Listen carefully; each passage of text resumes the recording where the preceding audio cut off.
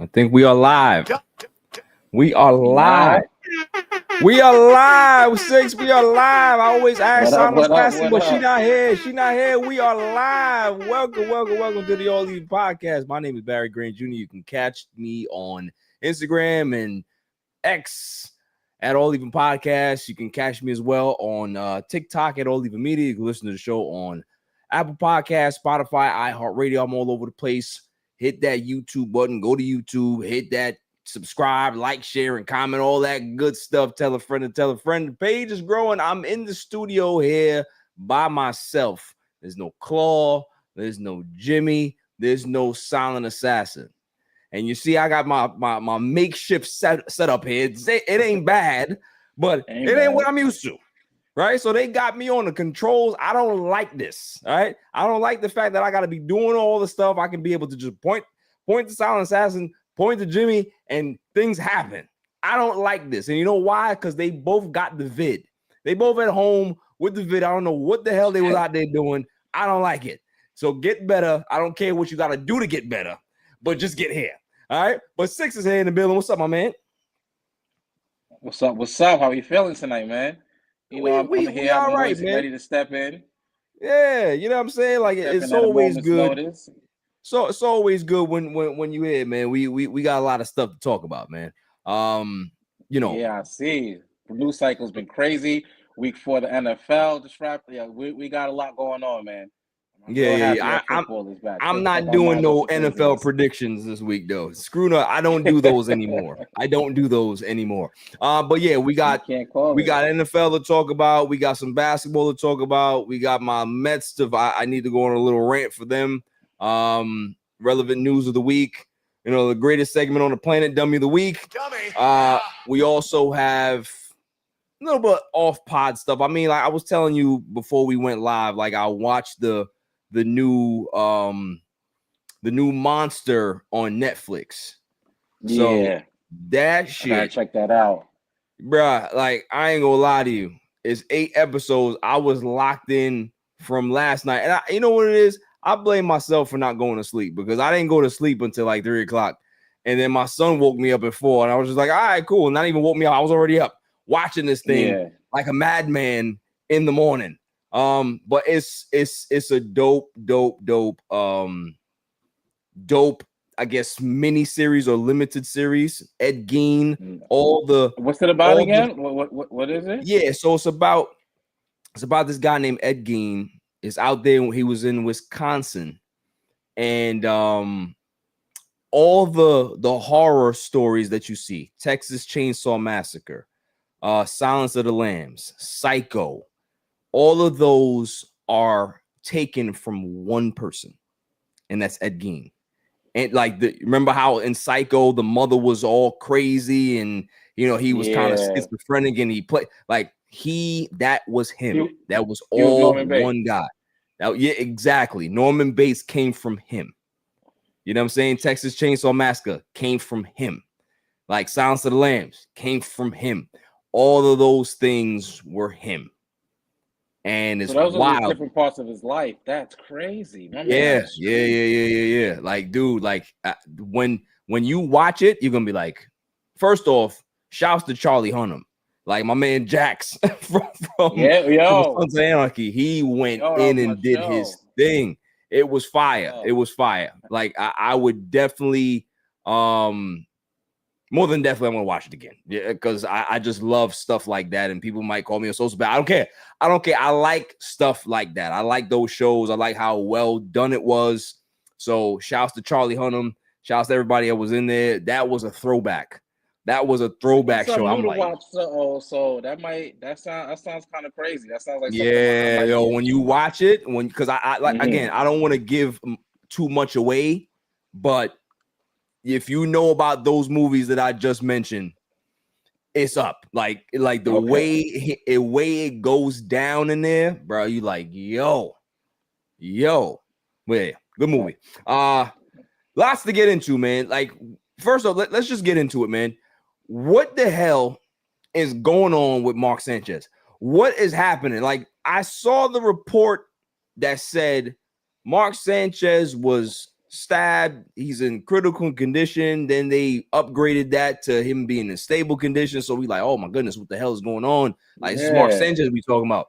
You know what I mean? Like who would want to stab Mark Sanchez? Like, he's not a player no more. He's a commentator. He's just out there doing his job. Then, what was it? Maybe like an hour later. An hour later, Mark Sanchez is arrested. I mean, the man is still in the bed. He's still on the gurney. Like, what are we talking about here, bro? Like, what the hell happened? So they're saying that allegedly, Mark Sanchez was the aggressor. He had a drunk night and saw some dude and, some delivery guy. Is that what it was? And tried to take the food and. It was delivery guy. I mean, I don't know if he tried to take the food. I put a little sauce on it, but they said it was the delivery guy in the middle of the night on a moped, and Mark was the one who agitated and confronted him. So, I mean, I've had plenty of drunk nights myself, so I can only imagine he probably smelled the chimichangas, and he was like, you know what, it's that time. He wasn't trying to wait to get back to the hotel. Probably smelled the food, seen the dude. Probably tried to make a deal with him. He's Sanchez. He's like, yo, I'll give you a 50 for that. I'll give you $1 for that. And, hardworking man probably like, nah, man, the people pay for their food. Let me get them their food. And Mark wasn't hearing it, bro. Like, tried to snatch it. And then Mark ain't know. Homie had the shank on him. The question that I have, Six, is they said that Mark Sanchez had pepper spray. And then the dude had a knife.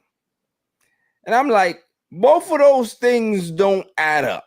Because if I got pepper spray and then there's a knife in play, like, the story ain't storying for me. That's all I'm saying. I need a little bit more detail, because if somebody got pepper spray, the next thing you're going to do is pull a knife? Yeah, but I mean, did Mark catch him? He was drunk. He might have whipped out the pepper spray, pressed the button. That shit went sideways. Homie's like, word? You tried to pepper spray me? All right, boom, hold that. But then it's like, if I attempt to pepper spray you, your response is to stab me? Like, what are we doing here? Yes. Like, not even put the hands on me, right? I think it's in Indianapolis, right? Indianapolis. Oh, see, they get down out there. I'm saying, that's what I'm saying. If I attempt to pepper spray you, right? If I'm on a moped, I'm gonna ride away, but I can't say for everybody else. That's what I'm saying. Like that. That's why the story to me, like, we need somebody. Like, there needs to be TMZ needs to get the video. We need to see what the hell is happening. Street cameras. We need because street camera view. It just like. In all of my life, I've never heard somebody getting pepper sprayed and then getting shanked. I've never heard that.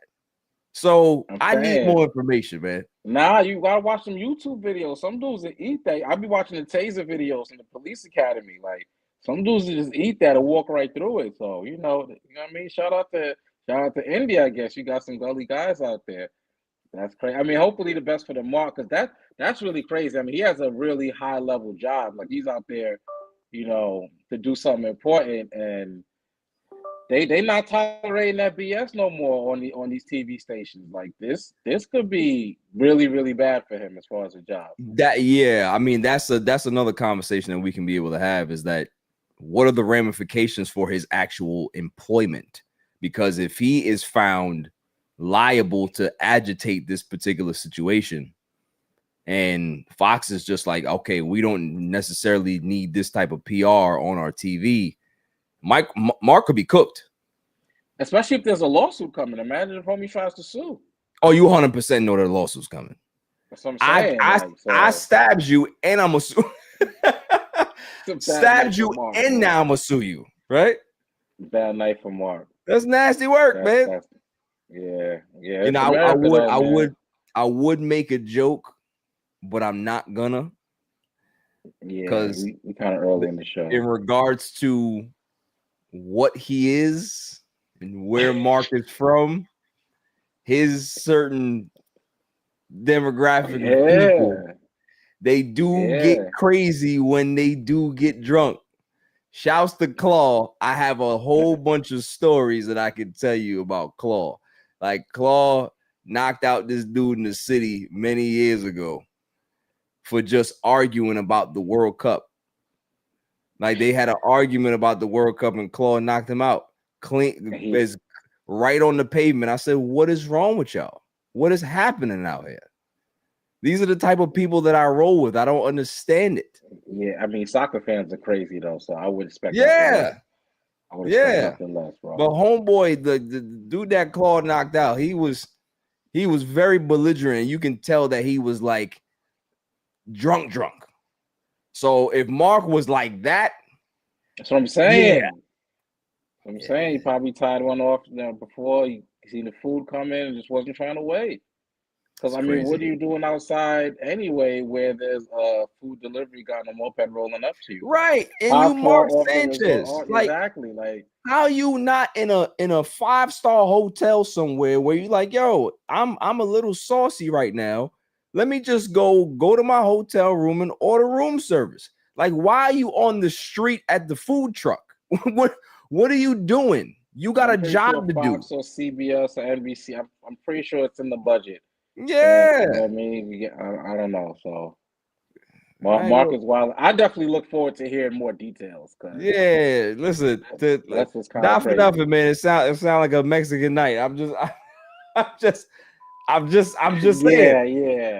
saying that's what it sounds like to me. That's what it sounds like to me, man. But hopefully, this gets rectified. Hopefully Mark doesn't lose his job. Hopefully he's all right. He can be able to recover, and the guy, all parties can come out on top. Pause.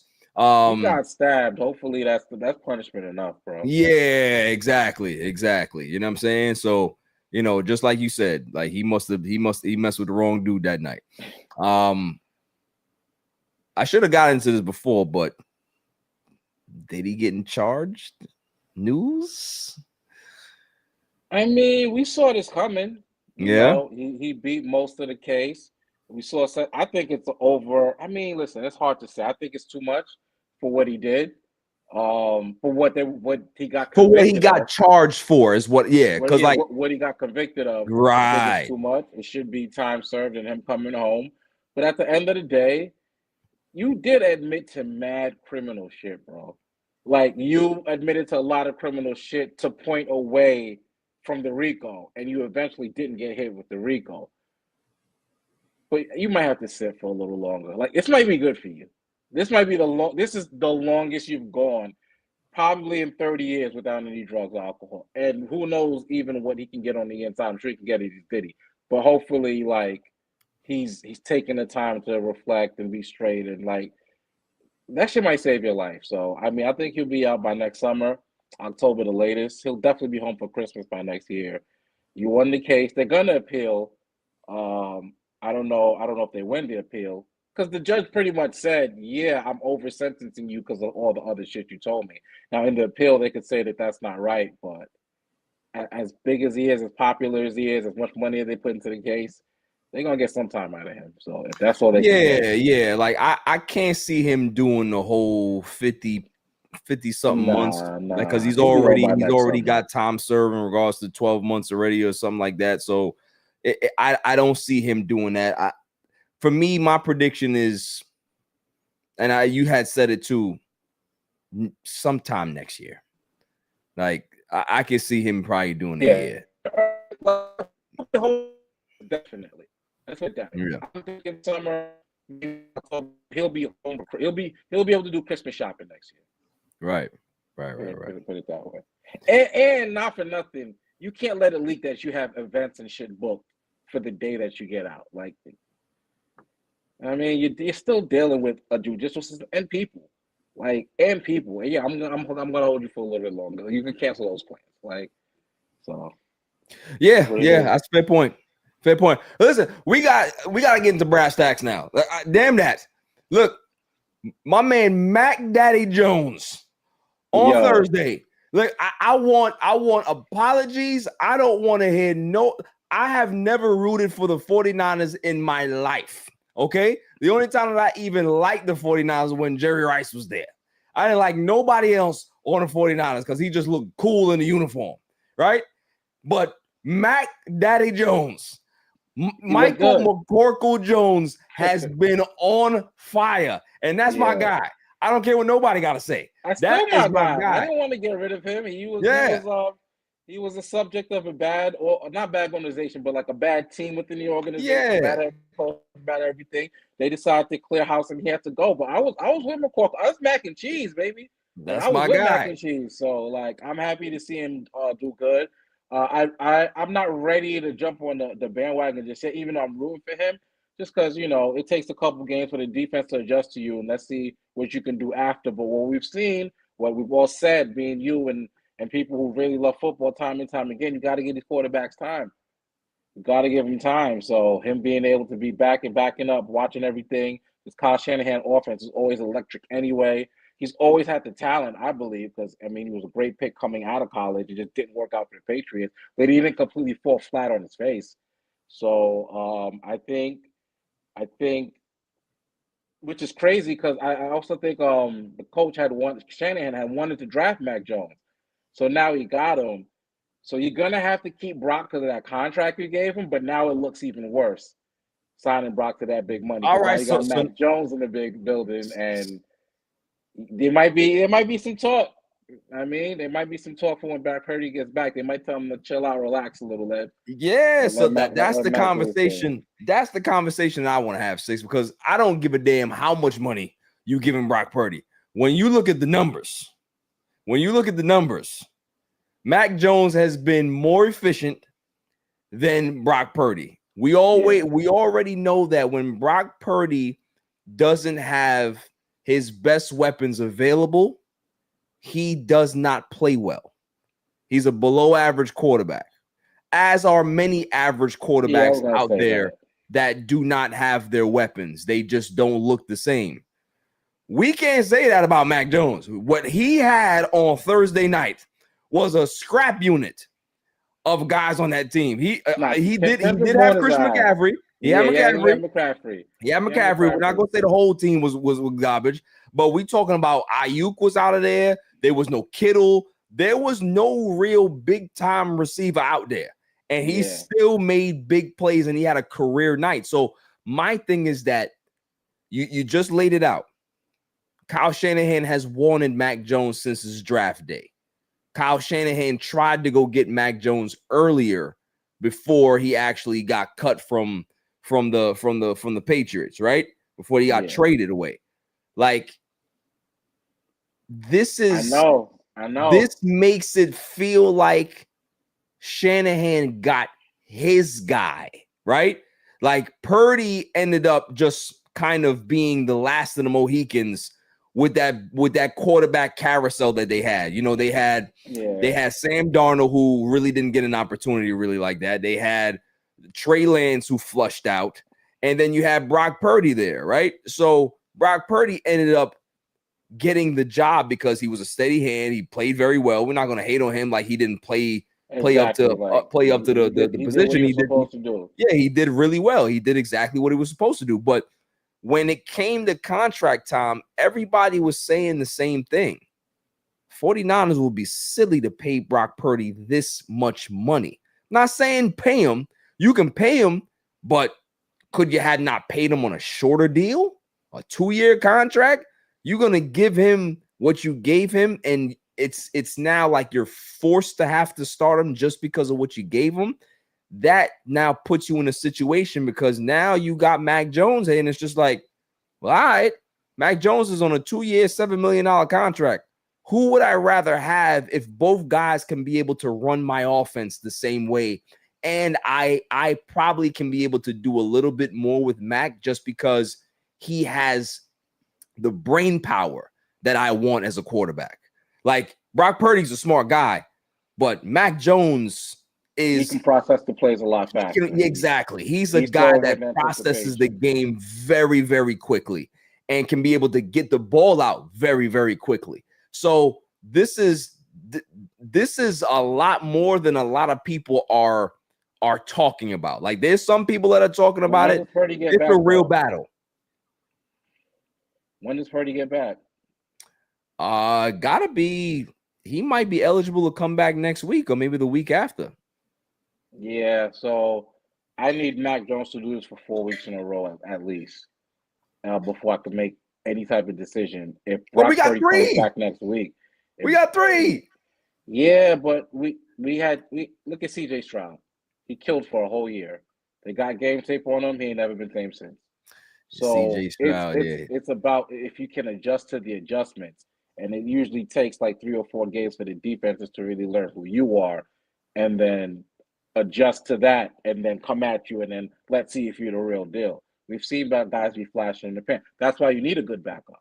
Right. But usually it doesn't go well when they're playing for the whole season. Don't get me wrong. I'm interested in what's going forward, but financially, Mac Jones would have to do so much more to really uproot him. They're paying him too much, and it's way too early in the contract. But don't be surprised. Don't be surprised if we're still talking about this 3 weeks from now. Because if Brock Purdy comes back and plays bad, the crowd is going to get into it. The TV networks are going to get into it, and you're going to have a real question in your head. Right now, it's a little too early. I think we're seeing it, but right now it's too early to call. But if this is still happening by week 8, like I think it's going to be a major development. Keep it 100 with you. If Brock Purdy comes back and doesn't play well, we got a quarterback controversy on our hands, and we love absolutely. That. Yeah, you know what? You're 100% right. If Brock Purdy does come back, he's ready to come back. The team is going to go ahead and turn it over to him now, and he throws out a stinker. Kyle Shanahan going to be doing this. And Mac Jones gonna give him the look. Yeah, like I'm here for you. He's like the rebound boyfriend. You know that. It's like, hey, listen, whatever happens over here, I support you, whatever your decision is, but just know I'm right here. Yeah, I could see week 6, Brock Purdy not having a good game. Maybe they're not getting completely blown out, but let's say Mac Jones comes with 7 minutes left in the fourth. If he moves that offense and scores a touchdown, bro. And on top of that, too, I think like the biggest thing that's probably like not even really being discussed either is how the locker room is looking at it, right? Like we don't know if there is a preference for guys that are in the locker room. You know what I'm saying? Like it could be like I'm sure you got some Mac Jones guys in there now. Right? You probably have some Mac Jones guys in there from camp. Like, yo, I ain't gonna lie, homeboy, yeah. All right. You know what I'm saying? Like, I don't know how this season gonna go, but yo, if Mac get an opportunity, I think we gonna be just fine. You know what I mean? Yeah.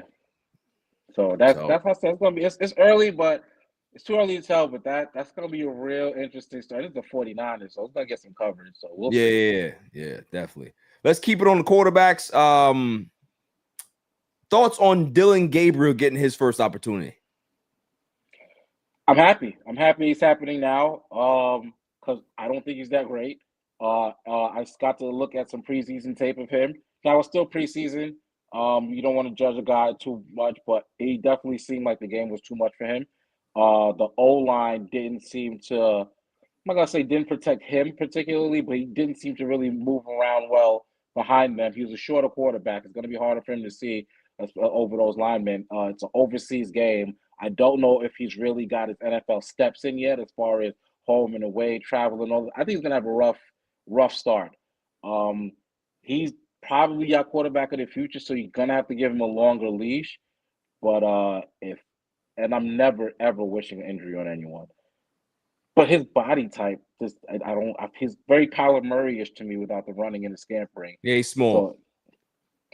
So if Brock Purdy's elbow injury in the playoff, so if he gets hurt, I mean, I don't want it, of course, but it's just one step closer to seeing what Shedeur can do. And I don't want to step over him and go straight to Shedeur. But from what I've seen, I'm not very excited with Daniel Gabriel and the fact that Dillion Gabriel and the fact that Joe Flacco beat him out too.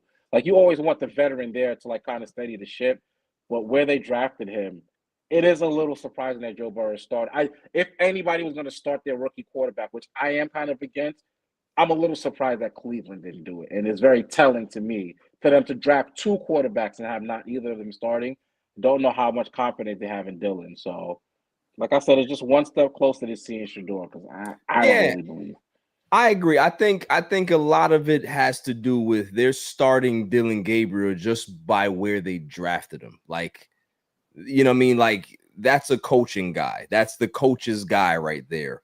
And I'm not gonna hate on him. I want to see how he does. I want to see how he processes. I want to see how he goes through his progressions. You know, I'm rooting for the kid. I don't want to see anybody fail. But when it comes to keep my man Shedeur back, I need Shedeur. If he ain't gonna play for the Browns, I need him to be able to play for somebody because the boy's too good. And my like I said, let's go ahead and just tie it in. Like, what is the media's hard on for Shedeur Sanders? This reminds me of Bronny James. What 55th pick you knew before Bronny James got all of that type of coverage? Name me the last QB3 to be getting interviewed in the locker room because something happens in regards to a QB change. Name me the last QB3 that's getting this much airtime on big NFL primetime shows. Name me the last QB3 to get this type of criticism from anybody. Before, QB3s can play PlayStations on the sidelines and they don't give a damn what he do. But the fact that it's now Shedeur Sanders is like, come on now. Like, I understand that there's an agenda out there. We see it. There is literally an agenda out there, but it's nasty. Like, you know, I'm Rex Ryan is my guy because he's a Jets guy and all of that stuff. But the way he's behaved, like all of that stuff is just like, was it really necessary? Like, for you to really like go as much as you went in on a kid that's just, you know, he's extremely confident, yes, but he is a young, dumb kid. And there's going to be a lot of things that you see from Shedeur now that you're not going to see from Shedeur 5 years from now. So it's like, why are we holding this kid to this higher standard that some other guys don't get just because of his last name? Like, we really got to stop doing this to these kids, because I'm one of those people, Six, that I don't define you when you're a kid like that. I give you a lot more leeway, just as long as you're not out there, you know, giving trouble or getting into fights and DUIs and all this other stuff. Like, I'll give you a more of a pass if it's certain characteristics that you have to kind of grow into and learn how the professional game works. And I think that's where Shedeur is right now. He's very candid, and I think at some point he's going to learn that he doesn't necessarily have to be that way, or he's just going to be a chip off the old block and just be the quarterback version of his pops. But what he has to do, if he's going to be that, is that you got to show up on the field, right? But I just don't like the narrative that I see that everybody is starting to pick on this kid, because I don't get it. I mean, everybody wants somebody. They want somebody to hate. It's a story to hate them. It's people you love to hate, and that's what sadly Shedeur has become. I think Rex Ryan should know better than anyone how these guys are in the locker room. Right. I don't think he did or said anything wrong at all. And he didn't say anything, which was the joke. He's having fun with the media. He played his part as far as being a good teammate so far. He's not out there tweeting. He's not on the sideline pouting. He's doing what he's supposed to do as the number 3 quarterback. Whenever he gets his rep, he shows up, because we definitely saw him in preseason. We definitely heard about him in camp. He shows up. But other than that, he's being a good teammate. If the guys are having a little fun with the media, I don't think we should be sitting here making it the biggest story in the world. And like, what else do you want him to do? Oh, go grab the job. Yo, I'm the third string. I'm not saying it's impossible. Brady had to work his way from third string, and he did. But he was third string for a little while. Like, you know what I mean? Like, he felt confident. He did what he had to do. He moved up, but it wasn't an overnight thing. And it took an injury for him to get in there. So this is a good point by my man G. He said, never saw this type of vitriol when it was Johnny Football or Baker Mayfield. Yeah. I mean, you know, to be obviously Baker Mayfield is the number 1 overall pick. So there's going to be a lot more leeway when you have that. Johnny He was staring Football. down coaches. You know about Johnny Football. We can't even talk We about already that on the know pod. about that. So yeah, we don't even have to discuss that further. You know what I'm saying? But it's just, it's the last third string guy who got it like that was Tebow. But by then he was dynamic. Right. He had won some playoff games. That made a little bit more sense. They're just picking and attacking on this kid. And yeah, it's definitely, it's disgusting. It's unfair. It's weird. But like, I just want him to silence the haters. I want him to prove the doubters wrong. And how do you feel about the whole I didn't want to go to the Ravens thing? Because I feel like that was a bad move on his part, man. I mean, I understood it, but it goes into who he is as a person. Like, I don't blame him because we're not talking about a Lamar Jackson at 34, right? Yeah. We're talking about Lamar Jackson that's in his prime. You go ahead and go get drafted there. You already know. Yeah, exactly. I'm never going to get a shot here to play. I'm never going to get a real fair shake to be able to show what I can be able to do. Like, I've seen what all the other backup quarterbacks in Baltimore have done, and they all flushed out of there. So it's like, why would I want to be there? Because I know how that is. I think, again, and that's why, sorry to cut you off, but that's why Rex Ryan's take is disingenuous. You know how this goes. I'm the third string quarterback behind your first pick. I'm a fifth round pick. You have the elder statesman. You have the guy you drafted. I'd have to be throwing, every pass would have to be a touchdown from mini camp on for me to surpass these dudes. Right. So like your take isn't even real because you know better as a head coach. Exactly. And listen, why is nobody talking about the reporters putting the mic in his face anyway? Why are you putting the mic in a QB3's face anyway? Because you know that you're gonna get a sound bite that you can be able to like make your reputation off of.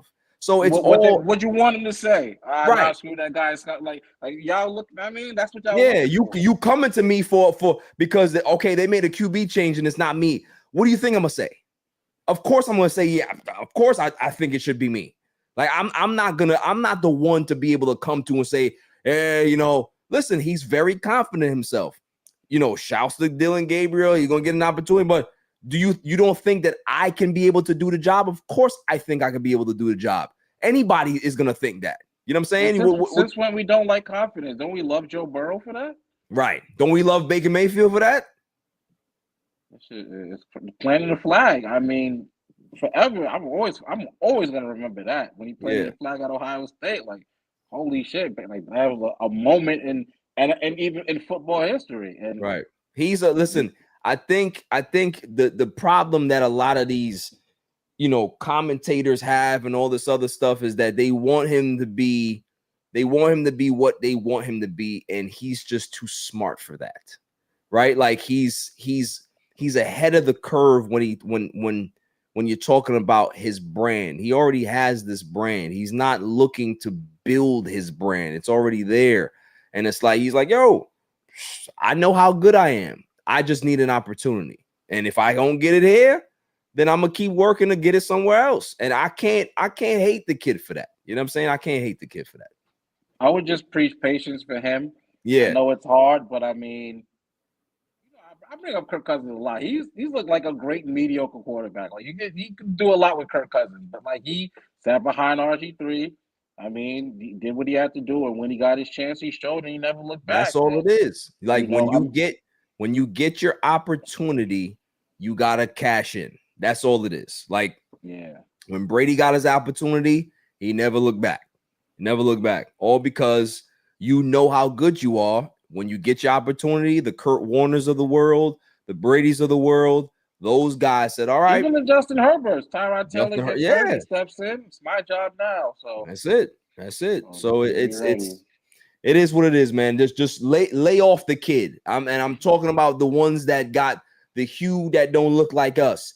Lay off him, because when y'all go in like that, it makes people like me, makes people like Six, we start looking at y'all sideways because y'all ain't doing that to nobody else. And I don't like that.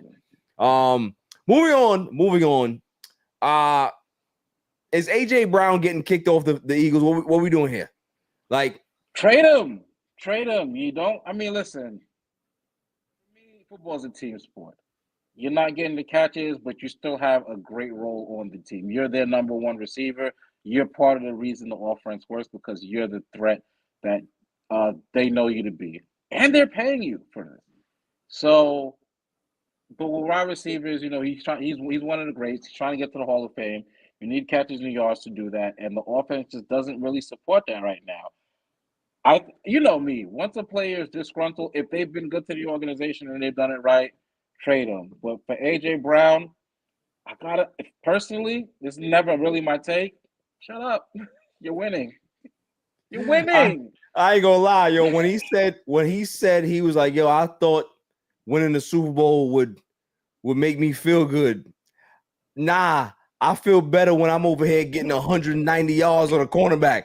Like, yo, he's a me guy. He's a me guy, and that's all it is. Like, he will never be satisfied by team success. He don't care about that. He cares about how many targets did I get today? How many balls did you miss? Like, did I get my opportunities to be able to score? He's a diva guy, and if your culture, me to a shitty team, like let's do this right. Like, I'm gonna let you know I want to trade. You trade me to a shitty team that's gonna be behind. They're gonna be passing all the time. So I'm gonna get my catches and my yards, and you can get a really good draft pick. You gave me this nice contract. We won the Super Bowl together. I mean, even though I've been disgruntled, I haven't really gone in on the organization. Let's make this a win-win.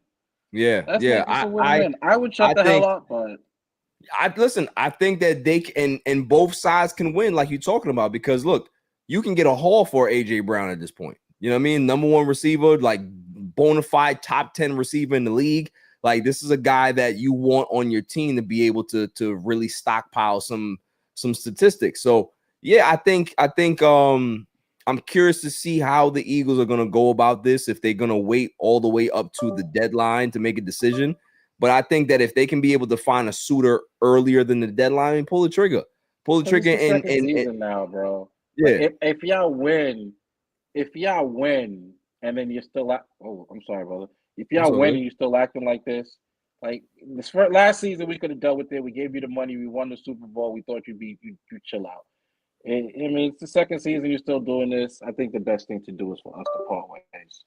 Yeah, and also too, it's one of those things where it's like the Eagles, the way they draft, as good as they do things, they can be able to figure out to go get themselves like one of those like wide receiver by committee types of style offenses where it's a plug and play situation. You got guys that are good, you got guys that can be able to fill the role, run the routes. They're not divas.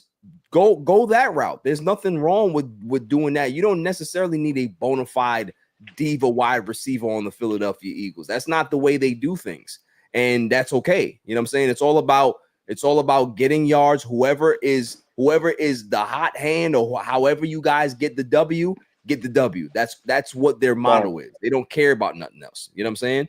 So it's one of those things where I'd like to see this resolved as soon as possible, and we'll see what happens.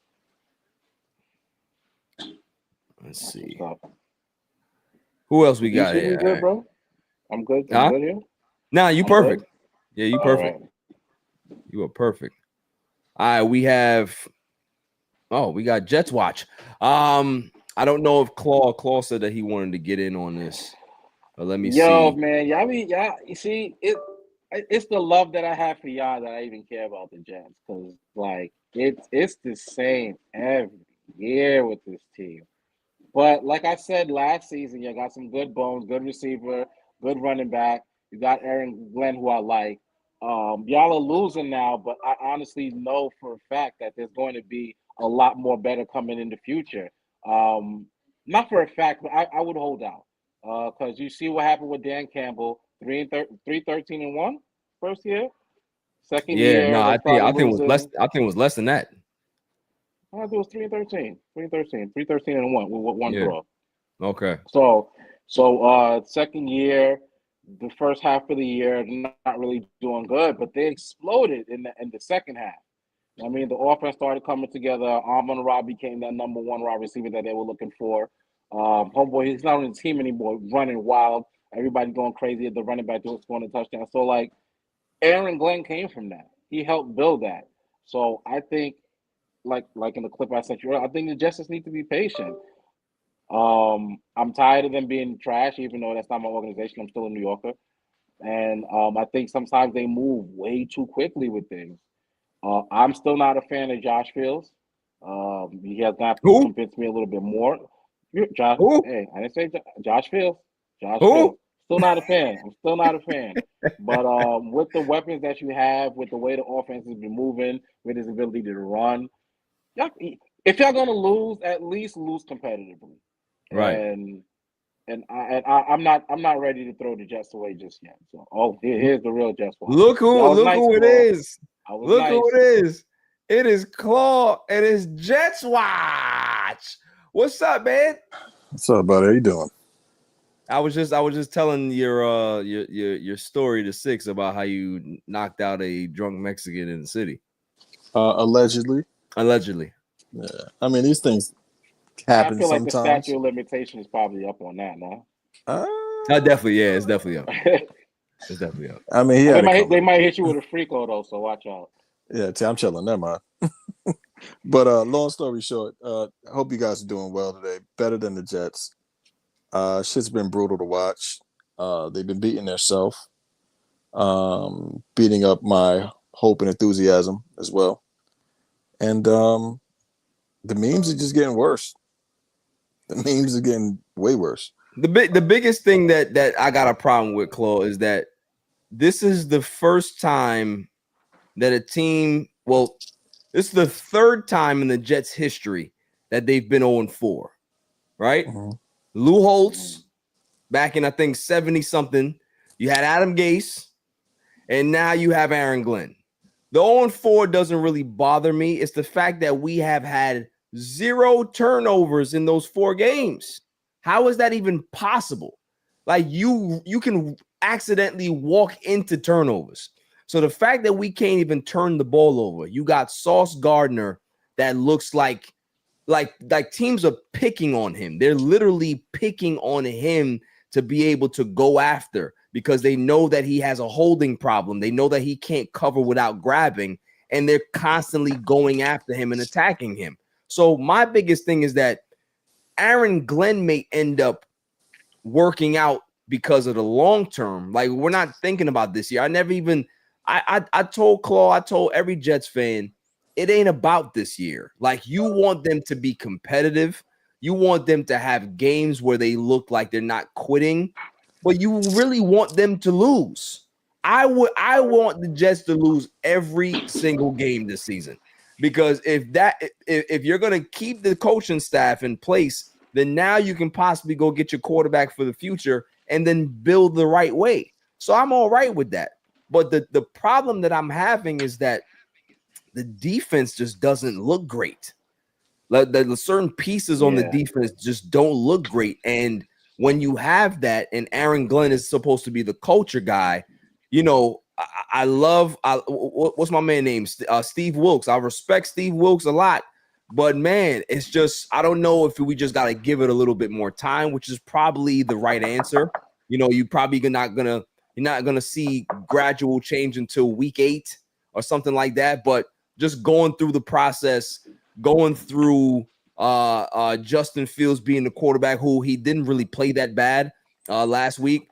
But it's just one of those things where, as Jets fans are just frustrated because it's been so long that they haven't been in the playoffs. And it's just like, bruh, like I get it, but we still have to wait a little bit more. But I'm just, you spend all this money on Sauce Gardner, and he looks like a concern to me. Everything else is just like, well, he looks like a concern. Chloe, what do you think about that? I mean, that's super true. I mean, we gave him the name Sauce Gardner already. But I think what he had last year was DJ Reed backing him up, making him look better than what he was. Yeah, he had a trash year last year, though. But I'm just saying, you had DJ Reed, any way you look at it, like it looked like the secondary was something. You know what I'm saying? No. Compared to when you had help and you had somebody that was actually supporting over there. But right now, he's supposed to be the guy, and he's not the guy at all. Like, he's getting pushed out the way. He's getting called for all the calls, like you said. Like, I've learned like when you watch the defense, all you have to do is get past that front seven, and once you get to the middle of that defense, it's open season. Everybody 100%. don't know where to be. Nobody's like, there's no. I think my bad. What I think they would benefit from, honestly, a veteran guy would have came in and made a difference over there. A veteran safety, a veteran, you know what I'm saying? A cornerback, like they need a veteran back there because you need somebody to really like hold rank and keep people in check and keep people in a position to where this is where you're supposed to be at, handle your business, and somebody they look up to. They need that on the field, not so much Aaron Glenn. You get that guy on the field. That's what Mosley was for the guys in the middle and the front. Yeah. Who would you go after if you could?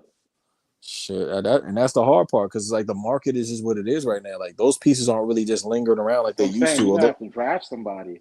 Like this is But gonna then be you a gotta- long process. I think it is, and I think that the focus on the defense so long pushed out the focus on the offense so long pushed out the fact that the defense is getting weaker and weaker and weaker. Yeah, the defense should be the calling card of this team, and it really isn't right now. Mm-hmm. Thoughts on what's his name, Braylon Allen going down, Chloe? That's just unfortunate. I mean, you lose you have a ground and pound culture right now, and then you lose a guy that like that's supposed to be your, you know what I mean, your goal line guy. Yeah. But I like the kid Davis. They picked up Khalil Herbert. Yeah, the kid Herbert. Khalil Herbert's all right. Like I ain't mad at that. He's always been a guy that can be able to fill in and just like put up pretty good numbers as a guy that's never necessarily been the guy. You know what I'm saying? Yeah, no, he was clutch. Oh, he's in the Bears a couple years back or whatnot. Yeah. So it's just a matter of does he still have it in the tank, and what's the utilization going to be? Right. Because realistically, it's like I like what Breece Hall's doing. I'm not even going to discredit. Like he's running. You know what I'm saying? He's putting out. He's a receiving back now. Like he's really getting those opportunities to do a lot and move the ball a certain type of way. So I like how they're incorporating him. But even this kid Davis, like we got to see what that looks like. You know what I mean? Like does he have the power to go straight up the gut? Yeah. So I think it's I think this week I think we'll get a chance to really see what we can do. But then again, that I don't want Dak to go out there and start dancing, bro. I think it's going to be another shootout. Honestly, you got both defenses that are not that good, but you also have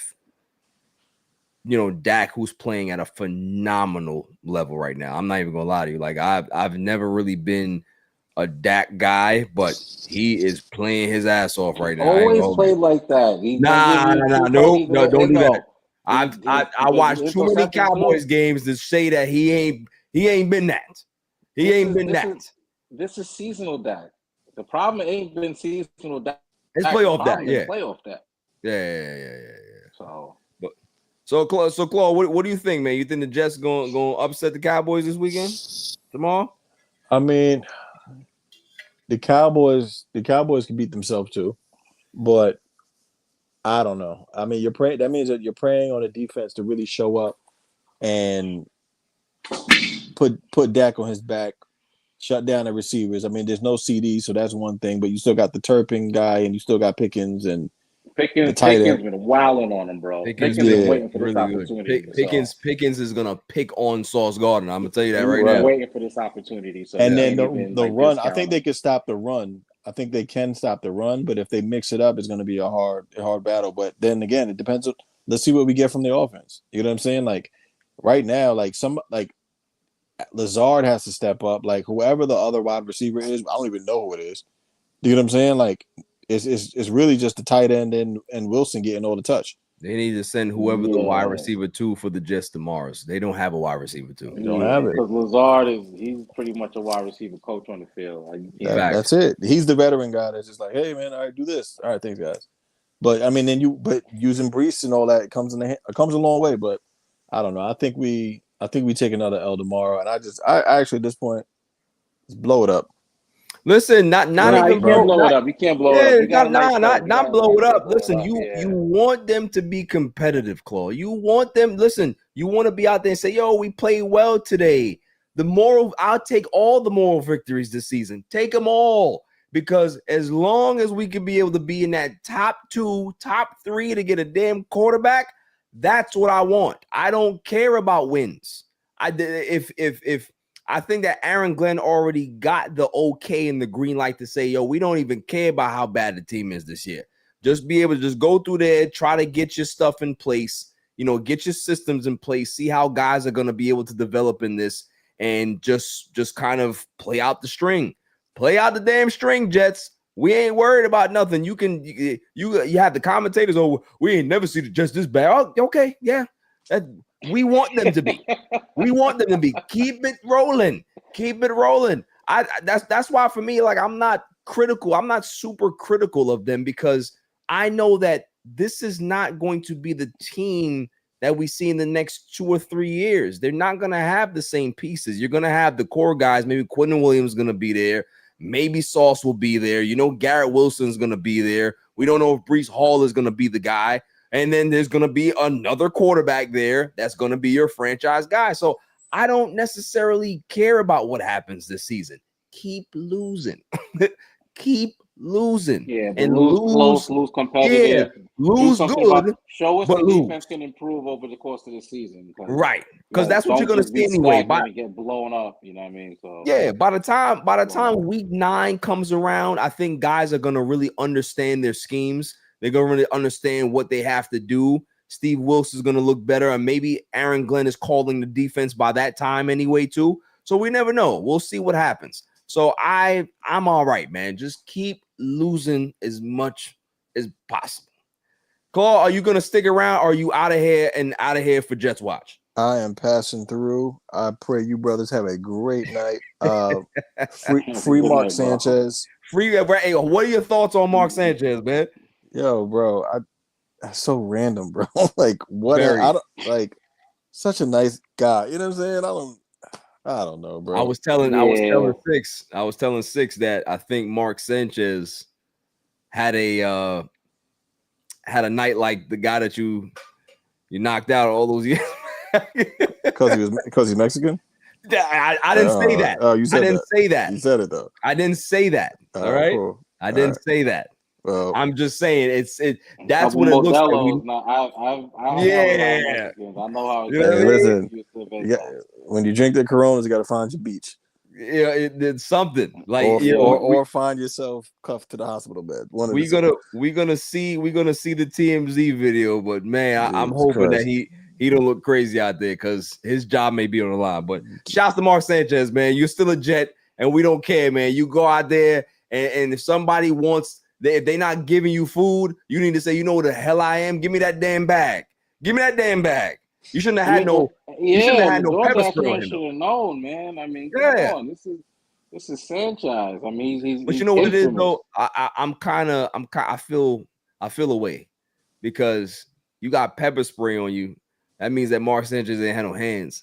He ain't got no hands. He's throwing out the pepper spray. I don't like that. I don't like that.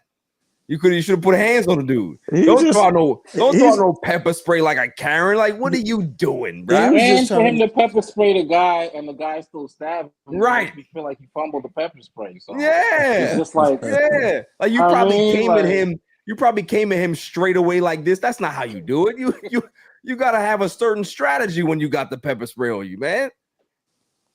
So, Claude, salute to you, man. Have a good night. I will see you when I see you when the staff is here because everybody got the vid. Say that. Yeah. Nah, safety, bro. Yeah, later. All right. That is the great Claw. Shouts to Claw.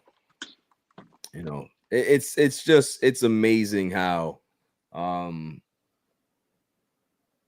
like your world can change. Like you can be the guy that is announcing and having the world, you know. Yeah, I mean, world at your oyster, and all of a sudden you getting cuffed on your hospital bed. Like, what are we doing, bro? It's nuts. Nuts. Jeff, we are at the midway point of the show, so you already know what that means. It is time for the irrelevant news of the week. It's a lot of news this week. I definitely want to see what you got as irrelevant. What do I have? Why did my sound play? I didn't even play. You got to be kidding me. I mean, how do you watch the? I mean, yeah, they stink. Let's see what I got here, Six, because I love to find the interesting stories here.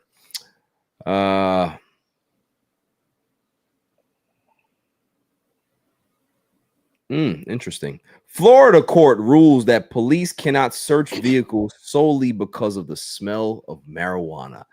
Yes, it's about damn time.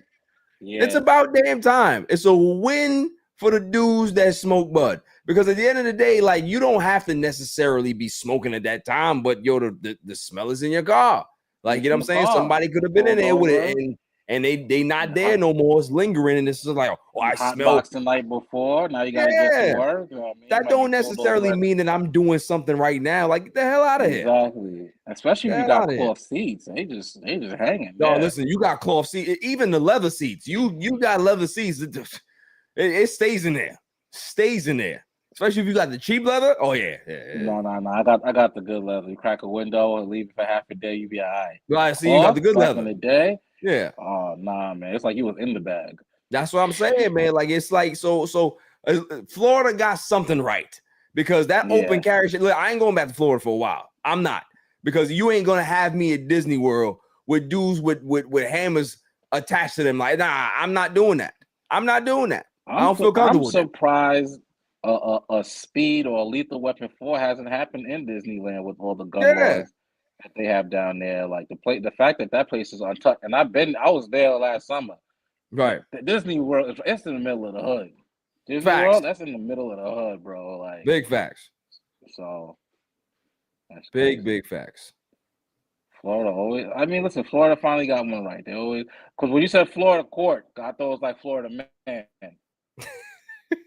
Florida man is a wild dude. Florida man or Florida woman. Once you hear that, you know what's up.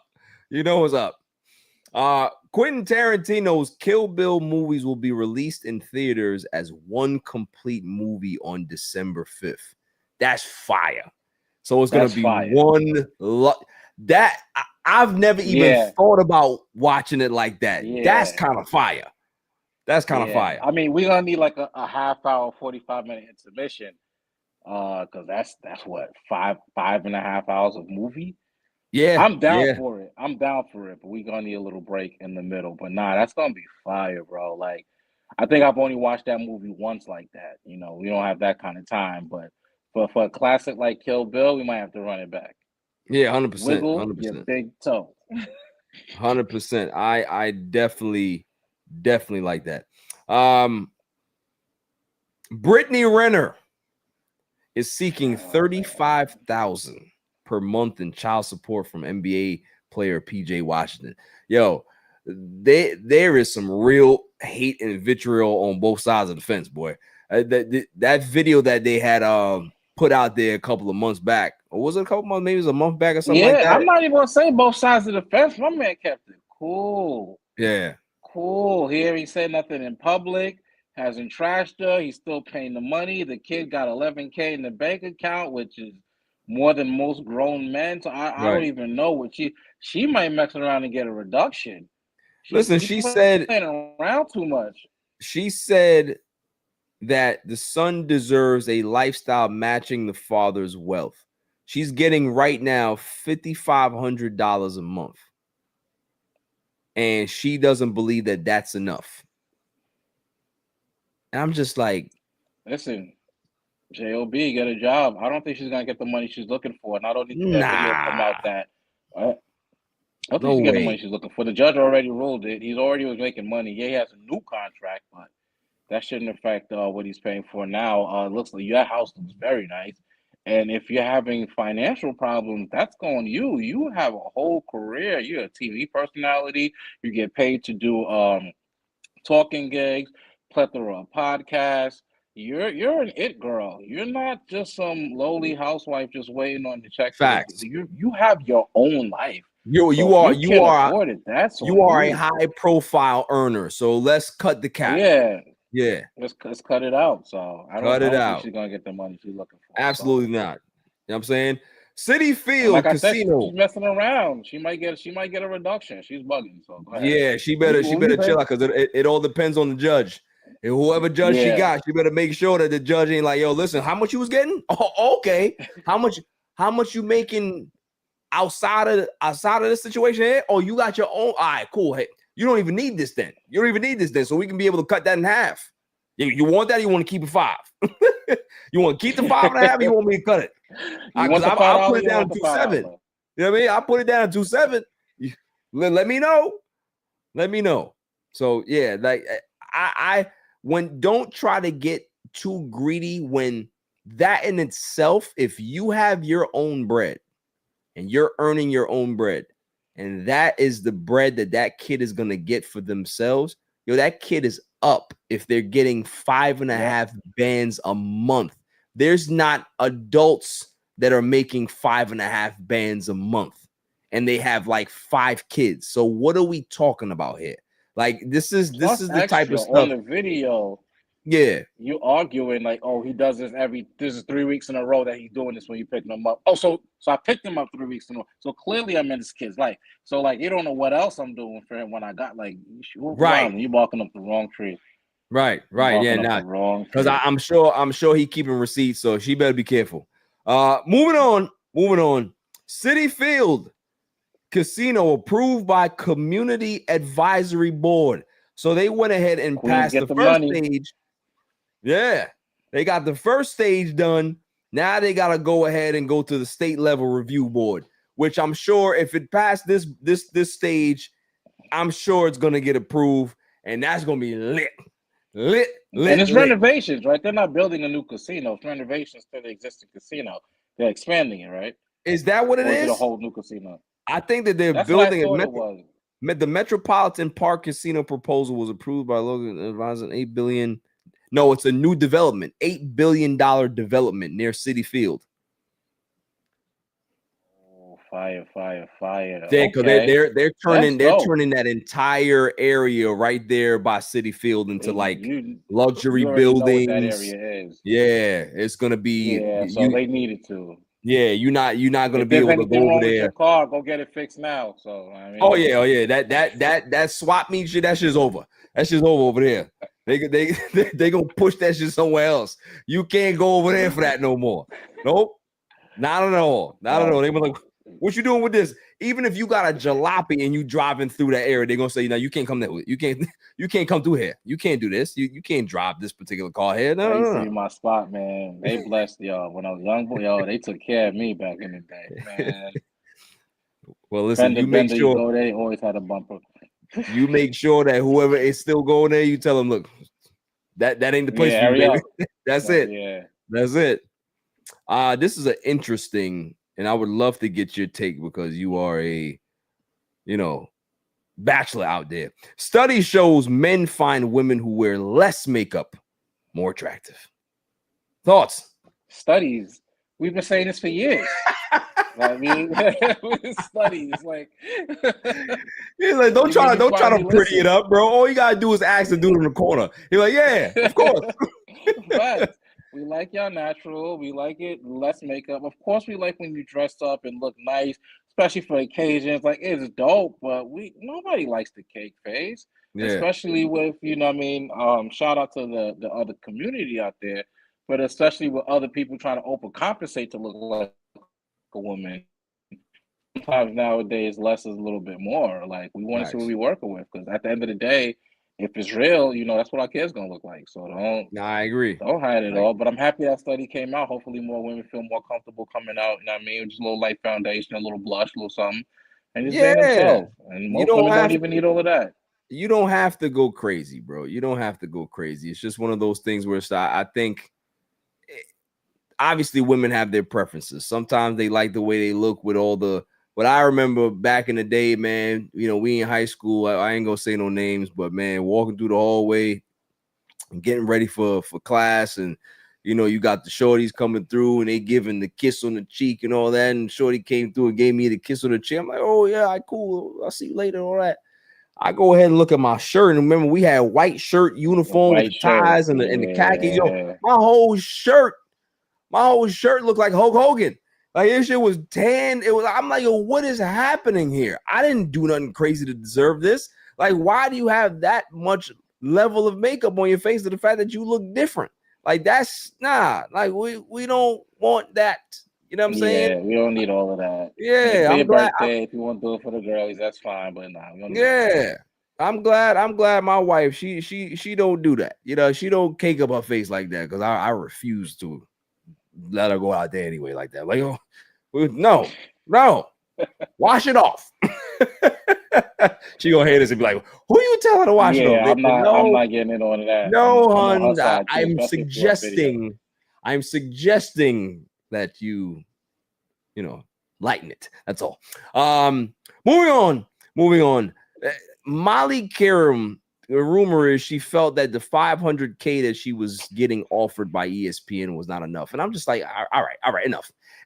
Like, I get it that everybody has their value, their value assessment of themselves and where their career is and all this stuff. But let's keep it a buck. The fact that she was getting $500,000 for doing what she was doing, respect to her because she's been there a while. Maybe they could have went up to 750, probably. I don't know. They should give at least $1 million, bro. Whatever. Even if you're gonna give her the $1 million, give her the $1 million, right? But my thing is that outside of the moderator, what is the value for Molly Karam at ESPN? That's the way they looked at it, and that's the way I look at it. I'm like, oh, all right, cool. You the moderator, you did your thing, but come on. Outside of that, I'm the moderator for the #1 sports show in the ecosystem, bro. By default. She earned her. I mean, listen, maybe she got there by default, but over the years she put in the work. She became a voice on the show. At the end, I'm with you. I think she deserves her bread. The lead host is getting $20 million, and I'm getting $500K. Yeah, I'm not saying she needs to get multiples. I think one is good. One. That's a good number. I think she deserves her bread. ESPN, Disney, I got the bread for that. So I definitely think they were lowballing her. My only thing to her, what are you going to do next? Because that's what I'm saying. As far as for your job at ESPN, $500K might be a little bit of a low offer. Now you're out on the street. I'm not so sure Fox is picking you up and giving you your own show. And I don't know how much money is in podcasting. Now, if you hook up with Joy Taylor and Taylor Rooks, y'all definitely might be out of here. I'm just saying. But on your own, or just Taylor Rooks like now, a ragtag bunch of guys. Know what I mean? Like, we don't got to get into that. I just don't know if that's gonna turn into $500K anytime in the next 10 years. Well, so, I think your strategy. Your point, right? Your point that you just said just now, Six, is why ESPN felt that they can be able to do what they did. Because I think that they looked at it like, yo, okay, cool. We're paying you for the same job that we've been paying you for X amount of time. We as a company do not value you outside of what you do for this show. And as fucked up as it may sound, that's what they gave her, right? She's worth more than that, but they're looking at it like, what other talent did you have outside of just doing this? Like, you don't have your own. A little too corporate sometimes. Like, we understand. Yeah. But this is your #1 show in the space of sports. It's the #1 show in the space of sports. I don't know what she was asking for, #1, so let me preface it with that. But I don't know, 20 mil to 500K, like I said, a cool mill. We out of here. We're good. I don't think. Also, too, Six is Jigaboo Jones vouching for you the way he should be. That's the company man, bro. Ain't no way that he don't know.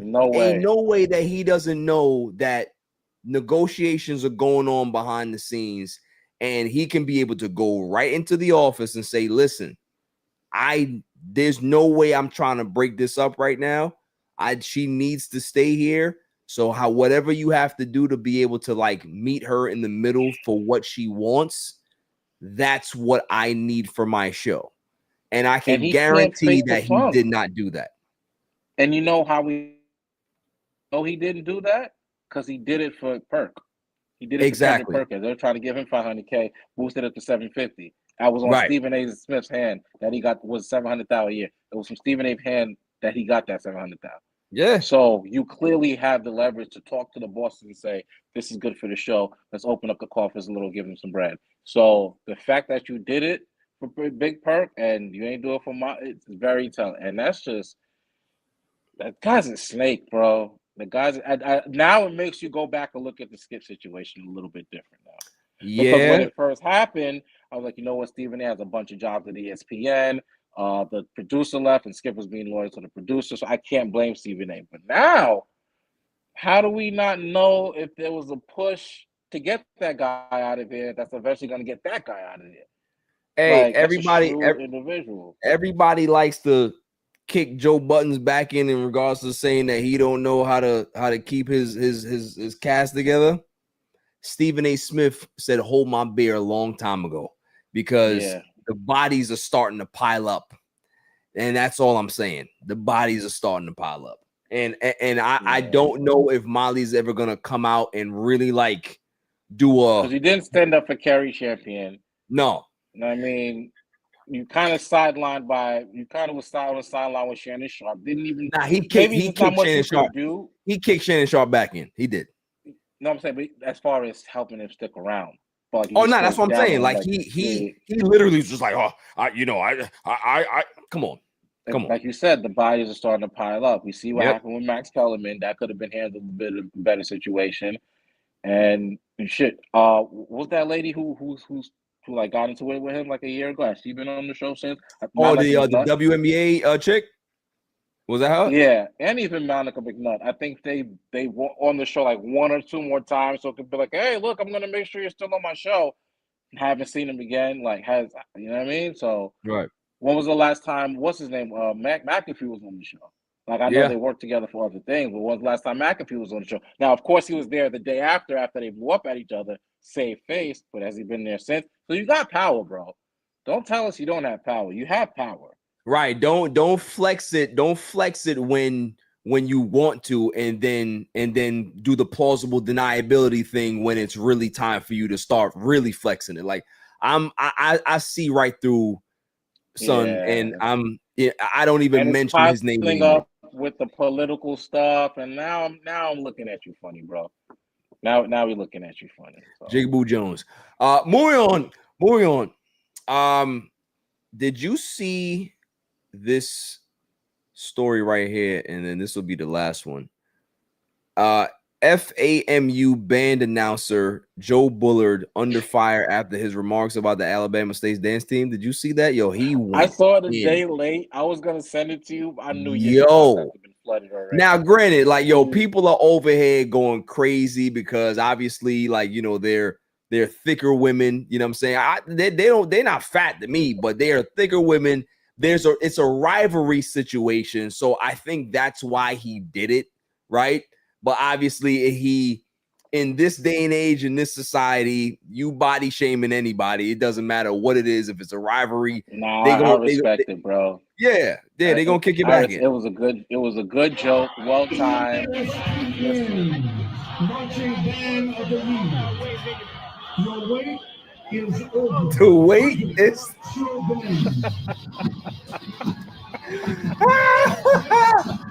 Yo, I mean, wow. Yo, man said the wait is over. I cannot. Look, I'm not gonna say too much else on that, but people can feel. Huh? Did you see the picture? I did. The lineup of bro. Yeah. Listen, that was funny. It was a great joke, and he didn't backtrack. He didn't apologize. He stood 10 toes down. So again, for the people that are offended by it, feel how you want to feel. For the people that thought it was funny, feel how you want to feel. For the people that are indifferent about it, feel how you want to feel. Like it's how, if you understand the situation and the context, it may land a little better for you. Some people don't care, and it is what it is. I'm not trying to convince you otherwise, but that was a clever ass line. I ain't gonna lie to you. Like it's very clever. Perfect, bro. Yeah. That is my irrelevant news. You gotta be kidding me. I mean, how do you watch the? I mean, yeah. Cruising along, Jeff. Stink. We're almost done with the show. I am waiting. I'm waiting. I don't know if it's going to come to fruition for me because the skids have already been greased and there's too much at stake to have somebody fall on the sword and take this. But I am such a big fan of Pablo Torre. I am such a big fan of Pablo Torre finds out this investigative reporter has done what I have wanted to do for years. Like in some ways, I'm so happy that I shed a tear of how detailed he is going in on these Clippers. But I'm also upset that it wasn't me. I wish that it was me that found this and I can kick their back in because listen, I've seen enough. I've seen enough in regards to 5 episodes. Steve Ballmer's. Yeah. And my thing is that, Kawhi Leonard said the quiet part out loud on media day. He was like, they still owe me bread. So you're not even denying that you took this deal. You're not even denying. And then shortly after he said that, they took the media. It's all right. That's it. That's it. You didn't get no more because he said too much. I don't even remember. It was years ago. So you took the no-show deal that you weren't supposed to take, and all of us, people are really trying to tell me or have me believe that Steve Ballmer did not know that Kawhi Leonard was getting this money from them when he put $118 million into this dead company. $118 million. Yeah, bro. Come on now. You're caught. It was sloppy. You should have paid your taxes, paid your bills. I don't know how you let the company go into bankruptcy. Right. You should have kept funding that motherfucker.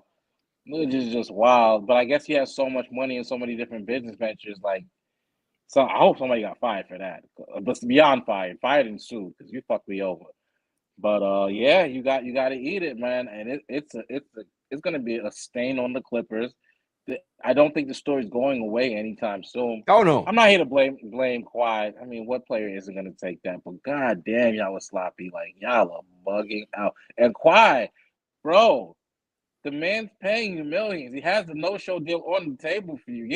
Get a guy some grace. Don't just bury him at the press conference. Nah, they stole me, Brett. Golly, what's going on? Bro, listen. And on top of that, too, yes, I agree with you that I'm not going to necessarily blame Kawhi.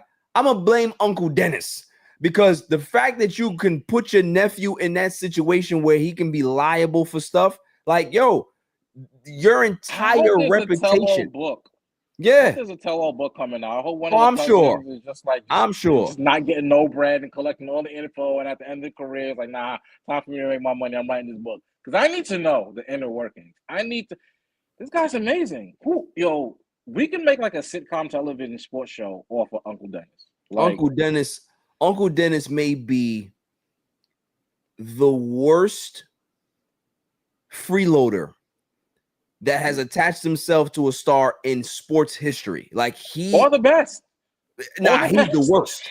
He's the worst. He's the worst. Because the thing is that he tried it with the Raptors, and they said nah. He tried it with the Spurs, they said nah. He tried it with the Lakers, they said nah. And who was the desperate boyfriend that needed a girl? No matter what type of girl it was, those Clippers. And this is why I don't feel sorry for Steve Ballmer because you are the thigh-grabbing, crazy yeller that you think that you can be able to spread your money around and put band-aids on everything and be able to, just because you're on the finance committee for the NBA owners, you think that you can be able to get away with this? And I'm watching Adam Silver. I'm watching Adam Silver very, very closely, because if the Clippers walk away with a slap on the wrist after your bylaws say you need to prove allegations within reason to make it make sense as to why this is. That's, if it doesn't make sense, they can charge you for cap circumvention. That's literally in the bylaws.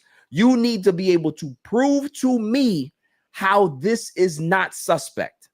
And if you can't do that, if Adam Silver gives them a slap on the wrist, Jeff, this is going to destroy the NBA, because what it's going to do is it's going to give every owner that has that type of advantage carte blanche to be able to do what they want. And now you're going to see a lot more corruption that goes on behind the scenes. Like, he needs to drop the hammer down. And I understand that Steve Ballmer is one of the top 5, top 10 richest men in the world. The Clippers are now, the Clippers are now a big time billion dollar, franchise. Their valuation is way up there. They have the most interactive and innovative arenas in sports.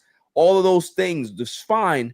But bruh, like, there's no way that you can look at Pablo Torre and say that Pablo Torre is just like a podcaster and he's a clickbait guy with quality. Dude, this is extensive. He's an investigative journalist. Yeah, he's an investigative journalist. He has people that have written affidavits, that have worked for that company. He found, like, come on now. Like, let's not play this game here. We are watching Adam Silver closely more than we're watching anybody else, because he is judge, jury, and executioner. And if he does not lay the hammer down on the Clippers to be able to send a message to everybody else, and I don't care if Steve Ballmer is your boss, you are the commissioner of this league, and you need to make sure that you maintain the integrity of the league, because you've seen that Mark Cuban is out there trying to throw water on Pablo Torre's story. Oh, you don't have a smoking gun. It doesn't make sense.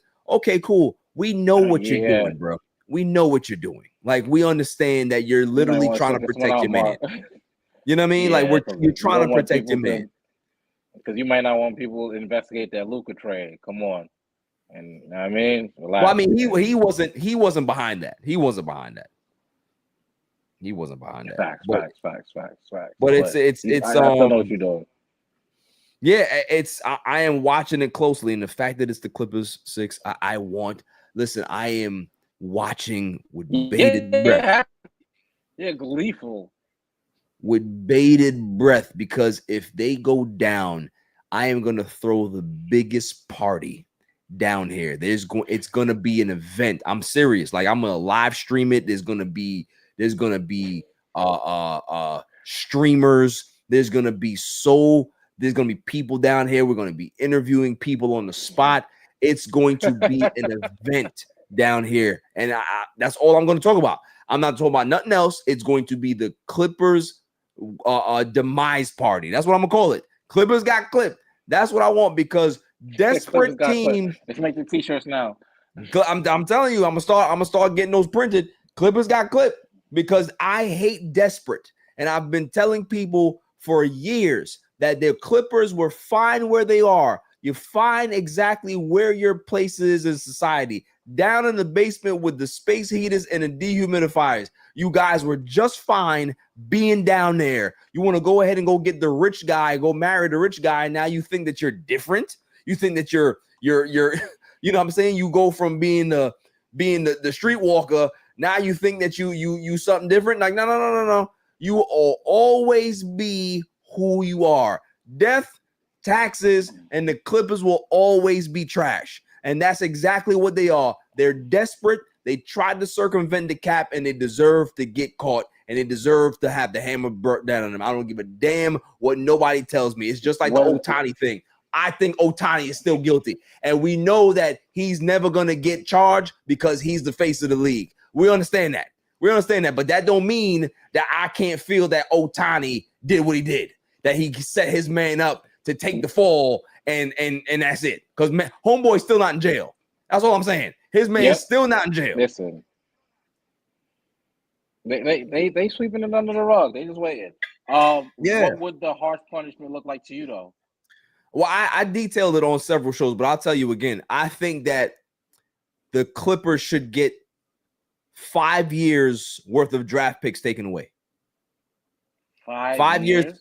5 years worth of draft picks taken away, and they have no ability to trade for any draft picks. So you're not gonna. That's gonna kill the franchise. All they're gonna have to do is get free agency players, and you get free agency players, and you get G League players. Yeah. When you try to do, like, you're literally, because if you think about what they did, the Raptors were only the Raptors were able to give Kawhi Leonard an extra $49 million in an extra year. Right, 5 years, $190 million. They were able to give him. Right, the Clippers were only not even willing. They were only able to give him 4 years at 141. The deal that he got from Aspiration was $48 million. Make it make sense. Yeah, you cannot tell. Like, even if he just took a little $15 million deal from them, cool. But it's so funny that the difference between 190 and 141 is $48 million, and you leave off $1 million. Come on, it's too suspect. It's literally too suspect, to the point where Uncle Dennis, they had a ownership option in the company, in Aspiration. They put in the put option. I don't know if you know what a put option is, but that's the fact that you can be able to sell your shares at the highest number, even if it drops. Like, you have a certain amount of time to be able to sell your shares at that number. If they give you 2 months, you have 2 months to be able to sell it at $5 a share, whatever the hell it is, right? So that they got a put option on that actual deal, and Uncle Dennis cashed in on the put option. So what are we talking about here? Like, there's too much. Even the manager, even the agent was calling Aspiration and calling all these people. So there's a paper trail of nonsense here. Yeah, so you don't need a smoking gun when the floor is riddled with fucking bullet casing. There you go. Like, we know what happened here. There you go. So they deserve to go down. Moving on, the Lakers are taking their time with LeBron James, with their plan with him. He's not really 100% yet with the MCL sprain that he had last season. Still working himself back into shape. And I love what I'm hearing out of Lakers camp. Like, they're not going to force him. They're not going to push him like they've been pushing him in years past. And I want to see that the Lakers go ahead and stick to this. I want to see LeBron James play no more than 30, 32 minutes a night. If, when he does play, keep his games down to about anywhere between 50 and 55 games. If you can, keep him fresh and have him ready for playoffs, because he is 40 plus years old. Father time, he's defied the odds, but at the end of the day, you want to keep him good. You want to keep him on bubble wrap so you can be able to unleash him in the playoffs when it's really, really time for it. So, thoughts Do you about think this is his last season? No, I don't think so, because he did come out and say that he sees that the end is near, but he doesn't necessarily know when it is yet. He said that he might not be around for Bryce, but he's definitely, I don't think that this year is his last year. And I don't necessarily believe that this is going to be his last year with the Lakers either. I think the Lakers have a plan. I think they've already talked to LeBron about what their plan is. I have heard through my sources what the Lakers' plan is. And if they can be able to get this done, oh boy. Okay. Oh boy. Now, tell me off air. Yeah. Oh boy. It's pretty interesting. And my sources have been pretty spot on. I called the JJ Redick hire back in March Yeah, I remember that. You know, because I've been hearing the rumblings since December. So, yeah, so we'll see what happens. Moving on to my Mets before we go ahead and go into Dummy of the Week. Thank you guys for cleaning house. Thank you for getting rid of Jeremy Hefner. Thank you for getting rid of Eric Chavez. Thank you for getting rid of Jeremy Barnes. Thank you for getting rid of the first base coach Sawball. Thank you for getting rid of all of these bums that were on this team. And I wish that you guys would have got rid of Carlos Mendoza, but we understand that he's going to stay there for a while. That's cool. He's attached to the president. But now we can be able to see what they're going to do, because the fact that Eric Chavez has been here since 2021, you had Jeremy Hefner that's been here since 2020, I believe. You had all of these guys survive these regimes, yet Buck didn't get a chance to survive the regime. You fired Buck, you hired your guy because that's your guy, but yet everybody else gets to keep their job. And the Mets had one of the worst offensive years that they had statistically when you think about like the totality of the season, not the actual averages, because the numbers can lie to you. You see the, oh, well, you know, the Mets finished top 5, but when you look at the actual bottom half of that roster, nobody hit, nobody produced. And this is why the Mets are not in the playoffs right now, is because you had pitching woes and you also had offensive woes. And when you have a hitting coach that has been criticized by Francisco Lindor, he's been criticized by some young players on the team, Mark Vientos, saying that he's not doing enough. They haven't helped the way they thought that they would help. And why are you there? If you're a hitting coach that's not helping people learn how to hit or get through their struggles, then why are you there? It's just like when Francisco Alvarez, he was struggling, and they ended up, going down to the minors, and the coach in the minors said, "Hey kid, like, yo, do what you were doing before they changed your swing. You're a home run hitter. You always been a home run hitter. Go back to doing that." And as soon as he listened to that, he started mashing home runs again in the minors. Why? Because you don't need to fix the kid's swing. Just improve the holes that he has in it. But don't try to change who he is. And that's what the hell Jeremy Barnes and Eric Chavez were doing. So I don't know who they're going to get to be able to replace these guys. I hope that Carlos Beltran is on the short list. I hope that David Wright is on the short list. I hope that Ron Washington is going to be on the short list for a bench coach, because they did get rid of Gibbons as well. I forgot to mention that. They parted ways. So there's a whole staff of guys that need to be replaced. And I hope that they go ahead and pick the right guys. I am in a wait and see type of situation with David Stearns, because I think he's a cheapskate. I think that he goes about things the wrong way. I think that he's operating the Mets like this is Kansas City or this is Milwaukee. No. This is a big market. You need to go ahead and go hire guys that know how to handle a big market, because it's different. You cannot take somebody from Podunk, wherever, and put them in the Big Apple and think that they're going to have the same success. It's a different game this over here. You know what I'm saying? Like, just like how you have to vet certain players to see if they can be able to tolerate and deal with the big stage, you also need to vet your coaches and see if they can be able to handle this too, because what comes with New York is heavy scrutiny. And if you got guys that can't handle that, then it's not going to work here. So, I'm curious to see what happens. It's going to be a long off season for those Mets. There's a lot of holes that they have to fill, whether it be through staff, whether it be through the roster, whether it be through whatever it is. There's a lot of decisions that they have to make. And I'm not so trustworthy when it comes to David Stearns right now, because he's on my shit list. He really is. Yeah, I hear you. I mean, I'm not the biggest baseball fan, but I know the Mets started off hot, and they are out of the playoffs. So heads got to roll. Things got to be made. You made one big acquisition. I guess you have to build an offense around him. So I just could trust what you have to say. I'm a Yankee fan, but I'm not here to dump on the Mets. But yeah, man, something that big happens, you got to make changes. You can't be the number 1 team in the league and then miss the playoffs. Sorry. No, you can't. You can't go into the clearance bin after you spend that type of money. It's like you go ahead and you go buy the Ferrari, right? and then you put dollar store items into the Ferrari. Like, you don't do that.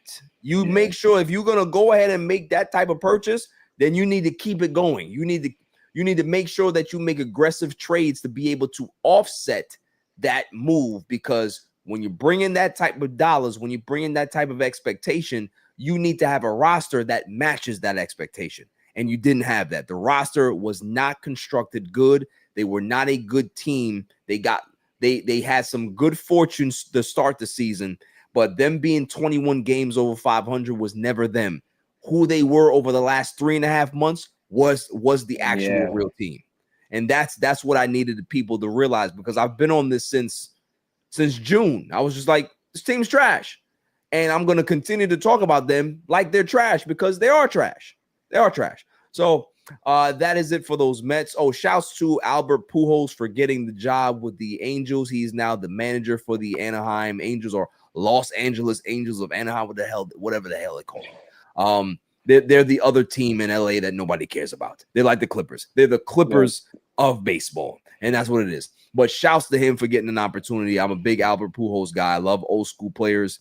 I love the fact that they bring that old school element to the game. It's not just this analytics where they're looking at a computer screen and hoping that the computer figures out what the hell the lineups and what the probabilities are. Like, nobody cares about analytics. It's stupid. It's the stupidest thing that they've ever put into sports. Analytics is supposed to be something that's a tool, not something that you rely on to make all the decisions for you. Around it. Yeah, it's just dumb. It's just dumb. And they do it in every sport. It's not just baseball. They do it in every single sport. And that's why we've seen a drop in production in all of our sports, because everything is analytic based now. Stupid. So moving on. We are going to the greatest segment on the planet, Dummy of the Week. Dummy. Yeah. Every week I go around the room and I ask, who is the Dummy of the Week? There's no Claude. There's no Jimmy. You know, we have a new name for Jimmy. He's no longer the super intern anymore. His name is Jimmy Cons. Jimmy Cons now. He's graduated to Jimmy Cons. I mean, he's been playing card games for a while. So yeah, Jimmy Cons is the man. Shouts to Jimmy. And the silent assassin, who, you know, I'm definitely gonna have to write her up, go to HR and let her know that, you know, I understand that she's sick, but you know, sick day? Yeah, a couple, yeah, don't appreciate it. You know, when you have to have me down here doing all of this stuff myself, I don't like it. Okay, I'm an elitist. I'm an elitist. I like to just sit here and just do what I do and let everybody else handle it. You know, like I'm the talent. I'm not supposed to be doing all this. You know, I don't like it. But shouts to them. Hopefully everybody feels better, and you know they come back as soon as possible, because I missed them. Six, do you have one? Do you have a dummy of the week? I do. Hopefully not too many barbs are listening, or hopefully all the barbs are listening. I really don't care. The more traffic. Hold on. Before you even get it all, hold on. Good. Nah, man, it's just been a crazy week. You know, we love this thing. We love this thing of barstool hip hop in the past couple of years. The women have really stepped up their bar game, stepped it up to a certain degree. Some music I like, some music I don't. But that all really came from one person, the queen, Nicki Minaj. She paved the way for a lot of these girlies here. She turned rap on its head. A lot of companies spent their time looking for the next. She's a legend, living legend right there. Lil Wayne, Nicki, and Drake. I mean, they've given us beautiful music, and they should be revered as such. And I just feel like everything Nicki's been doing this week is just going to be destroying her legacy. She's been doing this for years when she's talking down to all the females of rap, and I never cared. And to some degree, I still kind of don't. But these last 3 days have just been crazy. Yeah, she has always been extremely bitter when she's not the center of attention, and it's corny. Like, you're supposed to pay it forward. Like what you doing is just, it's nasty. And look, not for nothing, Kim called this a long time ago. She hit the nail right on the head. So like for Cardi to do nothing but drop a long awaited album, she ain't dropping 7 years. You've been killing it still. for her to drop an album and that send you into this Twitter rant, which again, not the big. I'm not a Barb, I'm not a Cardi stan. I love them both. But you talking about people's kids on the internet, like you're absolutely wilding, fam. You calling this little girl ugly, you calling a kid out their name. I mean, I understand you got beef with the moms, might have beef with the pops, but we gotta have some type of decorum to leave the kids out of it. Yeah. And you're really throwing stones and living in a glass house. Not only did you marry a pedophile who can't even legally be around kids, your kid has, issues that a lot of people are sensitive to. I'm not even going to say in a negative way because you don't deserve that. But for you to have a kid who has whatever issues, for you to have knowingly married a sex offender, and for person to just drop an album and you talking about their kids, nasty shit, too nasty. So, I mean, I got to give her Dummy of the Week for that. I'm a big fan, but I mean, I wouldn't be a fan if I didn't tell you the truth about yourself. So, Nikki, you got to get Dummy of the Week this time because that shaved the truth is wild. Absolutely. Listen, you don't even just get one. You get a Dummy. Yeah. And you get another one too. Dummy. Yeah. Like you talk about it felt very very MAGA of her how she went off. Like that's the way it felt. And I'm just like, and mind you, she is that anyway, right? But dude, this is embarrassing, man. Like this is gonna be a moment in time, hopefully, that she looks back on it like, yo, super embarrassed to be able to like sully your name like this. Like, you know what I mean? Like at some point, you're gonna become a legacy act, and this is always going to be out there.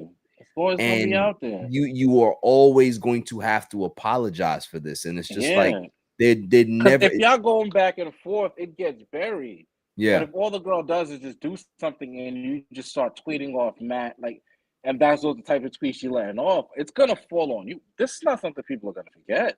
No, like it's not gonna kill your career, it's not gonna squash, but this is going to be attached to you moving forward. Like it's gonna be part of your legacy. It's not one of those things we're gonna forget. So it's just 100%. Unfortunately, super embarrassing. She deserves. Yeah, super embarrassing, and just like what you said, like if there's something else going on, like go get it checked. Go figure yourself out, man, because like you a legend, and people don't want to see you like that, and it's sad. It's really sad, and listen, it could be MAGA brain. Who knows? It could be MAGA brain. MAGA brain. I have mine, and it's a good one, and it's kind of exactly what the hell we were just talking about. May I have the drum roll, please? There's no drum, but we'll go ahead and and the winner. Oh, thank you. The winner for Dummy of the Week. Everybody that thought that my man Bad Bunny is not a U.S. citizen, they go ahead and get the. Now, here's the thing, like. I understand that we have an intelligence problem in this country. I get it. Yeah. I understand. But there is a point where I have said, all right, enough. Like for y'all that don't know that Puerto Rico is a Commonwealth of the United States. So people that are in Puerto Rico are U.S. citizens. They do not need a passport to come here. Like, nuts, bro. What is happening? And the fact that, they said that they're going to have ICE at the Super Bowl. Where you taking him? Exactly. He's a citizen. They're not going to be at the stadium. I'm sorry. The illegal immigrants don't have $10,000 to spare to buy tickets. They're putting him on TV so that they can watch him at home. So what are y'all doing? I can't, like, I'm telling you, man, like me and you talk about this stuff every day, all day. And it's like, it never gets. It never ceases to amaze me that it just continues to reach new heights. Yeah, or new lows, depending on how you look at it. This is insane. It's embarrassing. So, Like, I mean, my favorite one was Tommy Loren getting shut down because that was beautiful. Because I haven't seen, anytime you see her, she's spewing some racist shit. I haven't seen it Nah, she got shut down by Homeboy's wife. I can't remember her name. Yeah, that was beautiful and Yeah. nice, clear, easy read. Like, yo, Puerto Rico's in America, dear. Bro. Like, it's not even close. And here's the thing that I wanted to put up too. I'm trying to find the actual here we go. Like, yo, you ain't never heard nobody talk about Rihanna. You ain't never heard nobody talk about Shakira. You ain't never heard about nobody talk about Coldplay, The Who, Rolling Stones, Paul McCartney, U2. None of these are U.S. citizens. None of them U.S. citizens. Not one. As soon as Bad Bunny come to town, nah. We need an American. Well, and mind you, you got people out there that's like, yo, we need somebody that's going to speak English. He does speak English and speaks very well too. He just doesn't want to because guess what? He doesn't have to. Yeah, he don't have to. They're gonna put this on woke culture. They're gonna put this on Democrats. They're never gonna say the NFL has been trying for years to reach out a market. We have games in Ireland, in Germany, in Mexico City, in Brazil. But no, when they put Bad Bunny on, it's specifically to be woke. It has nothing to do with gaining an international audience. Dude, so, here's looking for something to hate, and it's just nasty. And again, we say it all the time. What y'all mad about? You got control. What you mad about? Got what the presidency, got the House, got the Senate, got everything. Got everything. You got the billionaires. What you mad about? So, yeah. So anybody who didn't think that Bad Bunny was a U.S. citizen, shame on you. And this is why I don't have much hope for for humanity, especially in the United States. I did watch Idiocracy the other day, and man, was it spot on of where we are in our country right now. Spot on. That's all for the show. I always end in a PSA. You have every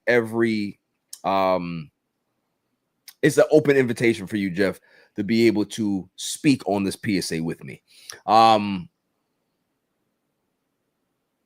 I am trying my best to have conversations with the other side and try to see where they come from, right? Where their mindset is.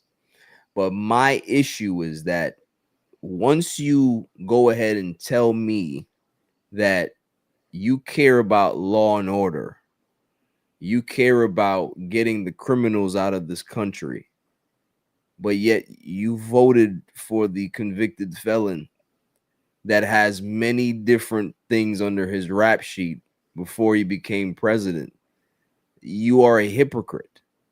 When you go ahead and committing active crimes now, when you go ahead and you tell me that, well, we need to make sure that we bring religion back to our country. When did it leave? Black people support Christianity on a higher clip than white people do. It's like 70% of blacks are devout Christians in this country. What are we talking about? But we do know what we're talking about. It's about making it more comfortable for the people that look like you. See, I always say that history repeats itself. When you think about the Jim Crow days, when you think about even back then, who used to be under those hoods, Six? You had Christian nationalists. Christian nationalists were the cops, the judges, What are we seeing? What are we seeing now? Same thing, right? Except they took the hoods off now. Now they're in politics. Now they're lobbyists. Now they're congressmen. Now they're senators. I mean, listen, they all but wrote all their names. The Project 2025, not only was it a playbook, it was a yearbook. Yeah. Everybody stamped it. They all signed it. They all put their names in. They're happy. All of a sudden, you got Trump now. Remember, he was like, I don't know what the hell that is. Now he's like, yeah, of course. After enacting the shit step by step, it's not like you did step 1 and then did step 6 and then did step 4. You did step 1, 2. Bro, 3, they're like 50% in order. through. In order. Yeah. So, listen, I'm tired of saying it because I have to live here too. But at the end of the day, this is what people voted for. Just taking care of my family. I'll do what's right for me. Keep my head down. Luckily I have somebody like you I can actually bounce ideas off of, because it's sometimes horrific talking to people I love and the brain watching the brain rot take them over. And this is not me being higher than anybody else. At the end of the day, these people are being fed misinformation all day long, stuck in their echo chambers of misinformation. And once you tell somebody a lie, you could tell them the truth, for the rest of eternity. They're gonna believe that lie. So like, I look at the people I care about who falling into this shit with sympathy, because at the end of the day, I'm not gonna say they don't have the true power, but they're not the ones moving the needle. They're just falling for the rhetoric, which is sad in itself, but they're victims as well. But it's getting harder. It's getting and we gotta suffer through this at least 4 more years. Yeah. At least, because I don't know if this dude is leaving.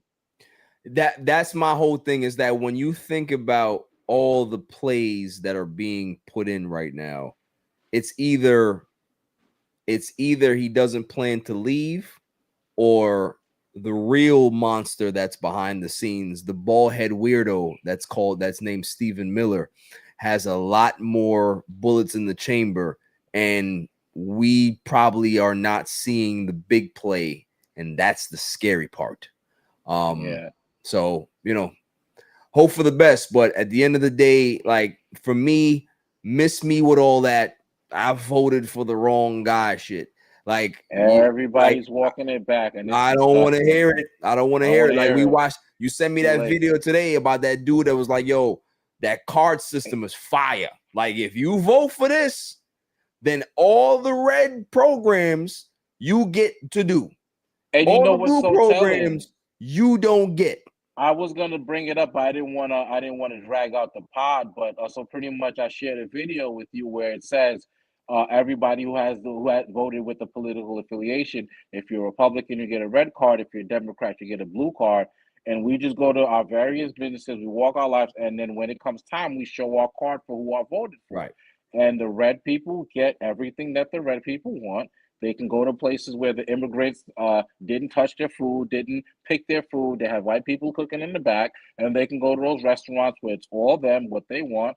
And then we can get the stuff that we voted for. We can get the healthcare that we want. We can get the better schools that we want. We can get less taxes having to be paid. All the subsidies. All the subsidies. And our tax money possibly not going to war if they even go that far into it. So and I sent these videos to people who have opposing ideas to me, because I like to keep the Discord open and respectful.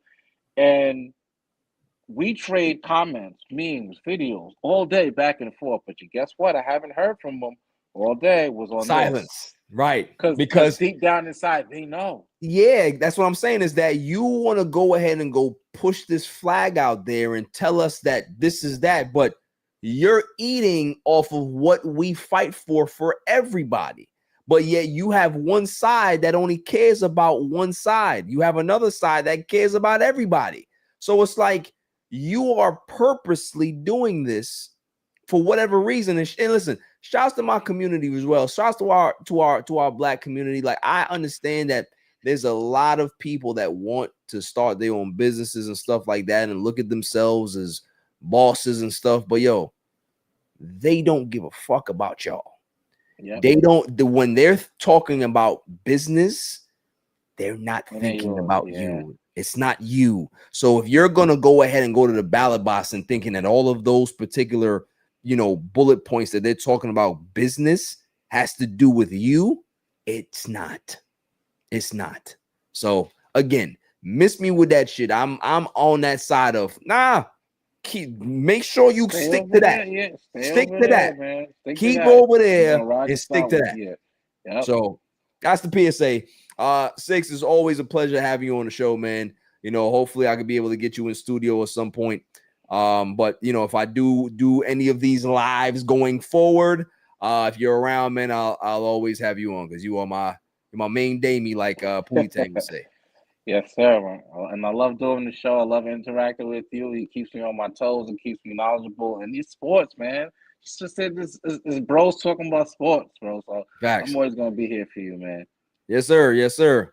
Until next week, Silent Assassin, Jimmy Kanji, make sure you get back here. I'm not doing this again. No. I'll have somebody. You know what? I'm gonna have Jasmine. I'm gonna have Jasmine down here on the ones and twos. But I'm not doing this. I'm the talent. Okay. I refuse to work like this again. But until next week, stay safe, stay cool. Peace. Peace.